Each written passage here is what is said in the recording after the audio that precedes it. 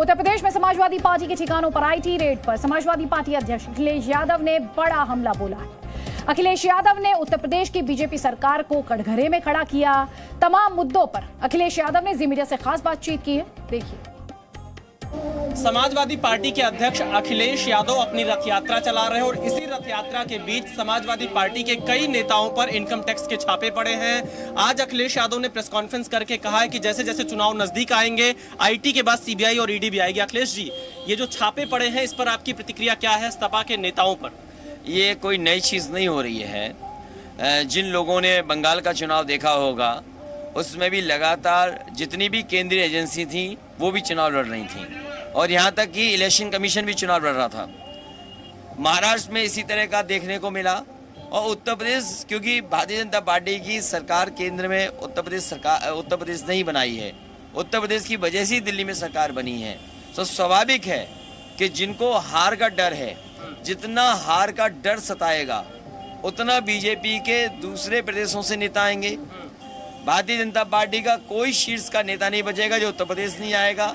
साथ ही साथ दिल्ली की जितनी भी एजेंसियां हैं वो सब यहाँ करके चुनाव से पहले कुछ ना कुछ करेंगी, लेकिन इन एजेंसियों से कोई घबराने वाला नहीं है। जब यहाँ झूठे मुकदमे लग सकते हैं, ठोकर राज में किसी की भी हत्या हो सकती है, कस्टोडियल डेथ में जो प्रदेश नंबर 1 हो उस मुख्यमंत्री से क्या उम्मीद करोगे? तो इन सेंट्रल एजेंसियों से कोई घबराने वाला नहीं है। जो कागज मांगेंगे वो कागज दिए जाएंगे।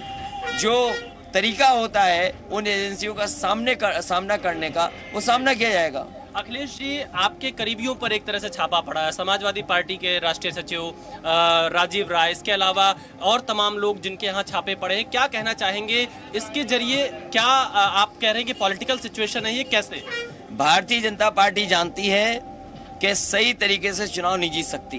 भारतीय जनता पार्टी जानती है कि जनता के अंदर आक्रोश है, जनता भारतीय जनता पार्टी को हटाना चाहती है और इसी आक्रोश से बच नहीं सकती है। आक्रोश की वजह से ही, किसानों के आक्रोश की वजह से ही तीनों काले कानून वापस लिए। जनता और किसान में इतना नाराजगी थी भारतीय जनता पार्टी के खिलाफ कि उन्होंने किसानों की मांग भी मान ली। इसीलिए उत्तर प्रदेश में जो घबराहट है वो इस बात की है कि उत्तर प्रदेश की जनता समाजवादी पार्टी को विकल्प के रूप में देख रही है और जो विकल्प है वो समाजवादी पार्टी बनकर के उभर के आई है। इस चुनाव को जनता लड़ रही है, समाजवादी पार्टी नहीं लड़ रही है। जो समाजवादी पार्टी के स्पोक्स पर्सन, पार्टी के राष्ट्रीय सचिव राजीव राय के ऊपर हुआ, या और हमारे कार्यालय में काम देखते हैं, या और काम पार्टी का समय समय पे देखते हैं, उन पर लगे कि केवल इसलिए कि समाजवादी पार्टी डर जाए, समाजवादी पार्टी का रथ न चले, भारतीय जनता पार्टी ये न भूले कि ये वो करा रहे हैं। तो इसका समय आने पर उनके साथ भी यही हिसाब किताब होगा जो दूसरों के साथ हिसाब किताब कर रहे हैं। आप कह रहे हैं कि रथ न चले इसलिए छापा पड़ा है। भारतीय जनता पार्टी जानती है कि रथ जितना चलेगा उतना भारतीय जनता पार्टी को सफाया करते हुए चलेगा। तो क्या इस छापे का कुछ असर चुनाव पर भी पड़ेगा, आपकी पार्टी पर भी पड़ेगा? इस छापे का असर किसी पे नहीं पड़ने वाला है। रथ लगातार चलता रहेगा और ये चुनाव जनता लड़ रही है। जनता भारतीय जनता पार्टी को हटाएगी, क्योंकि भारतीय जनता पार्टी का हर वादा जुमला निकला। उनकी विकास की तस्वीर झूठी है, इनके विज्ञापन झूठे हैं। तो झूठों को हटाने के लिए उत्तर प्रदेश की जनता एक है और इस बार भारतीय जनता पार्टी को हराएगी। जहां तक सवाल इनकम टैक्स का है, ये तरीका जो अपनाया भारतीय जनता पार्टी ने, चुनाव से पहले अपनाया है, इसका जवाब जनता देगी। आपने कहा था एक भाषण में आज ही कि बंगाल और महाराष्ट्र से हम सीखेंगे कि इन एजेंसियों से कैसे देखना है। इसका क्या मतलब निकला जाए कि क्या देखना चाहते हैं आप? ये महाराष्ट्र में कुछ इलाज हुआ है केंद्रीय एजेंसियों का, कुछ बंगाल में भी इलाज हुआ है। मैं जानकारी करूंगा कि इन एजेंसियों का उन सरकारों ने क्या इलाज किया है। अखिलेश जी, इसके अलावा आज प्रधानमंत्री मोदी यूपी में थे, वो कह रहे हैं उपयोगी है योगी आदित्यनाथ, यूपी प्लस योगी। क्या कहना चाहेंगे आप?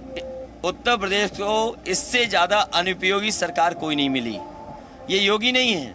अगर योगी होते तो दूसरों का दुख अपना दुख समझते, लेकिन जिस तरीके से कोरोना में लोगों की जान गई, जिस तरीके से ठोकर राज चल रहा है, जिस तरीके से लोग अपमानित किए जा रहे हैं, जिस तरीके से किसान को ऊपर खाद नहीं मिल पा रही है, उनकी पैदावार की सही कीमत नहीं मिल पा रही है, ये सरकार वो है जो अनुपयोगी है और जो इसके मुख्यमंत्री हैं वो अनुपयोगी बिस्ट हैं।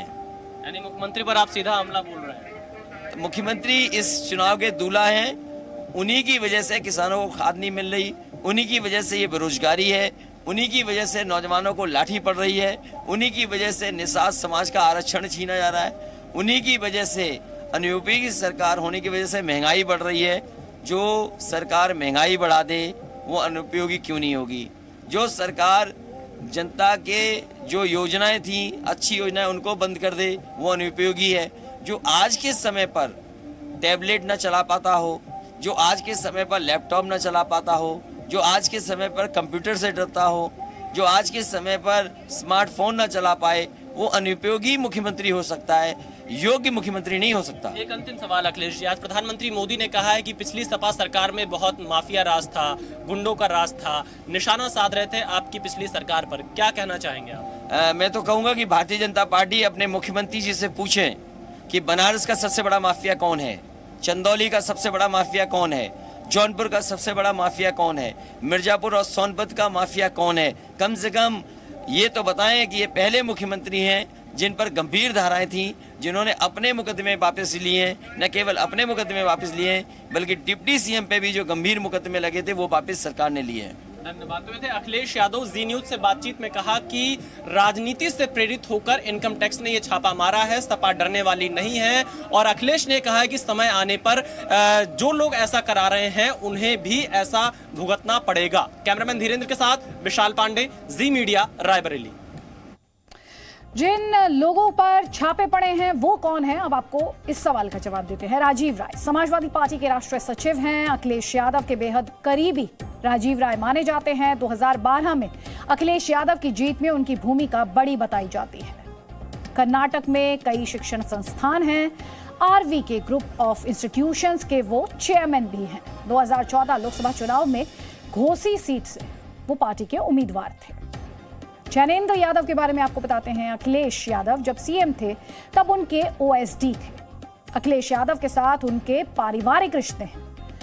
और मनोज यादव आरसीएल ग्रुप के मालिक हैं, अखिलेश यादव के बेहद करीबी हैं और इसीलिए अखिलेश यादव आपने सुना और देखा बहुत हमलावर। Presenting B News app available on Google Play and App Store. Download it now.